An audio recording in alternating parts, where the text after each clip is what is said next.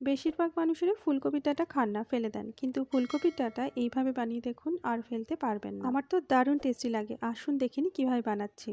খুব ভালো করে ধুয়ে নিয়ে ফুলকপির ডাঁটাগুলোকে ছোট করে কেটে নিয়েছি, মাঝখান থেকে দুটো টুকরো করে নিলাম। আর পাতাগুলোকে একটু কুচি করে কেটে নিলাম। এবারে ডাঁটা শাক দুটোই কিন্তু প্রেসার কুকারে খুব ভালো করে সেদ্ধ করে নিতে হবে। প্রেসার কুকারে না দিলে শক্ত লাগবে।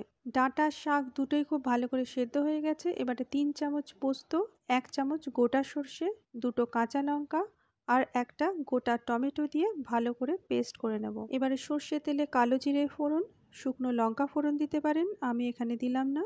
কিছুটা হলুদ দিয়ে সেদ্ধ করা ডাঁটাগুলো দিয়ে দিলাম। 5 থেকে 10 মিনিট হাই ফ্লেমে ডাঁটাগুলোকে ভালো করে ভেজে নেব। স্বাদ অনুযায়ী চিনি আর স্বাদ অনুযায়ী নুন দিলাম। পোস্ত সর্ষে বাটাটা দিয়ে দিলাম, কিছুটা পরিমাণে জল দিলাম।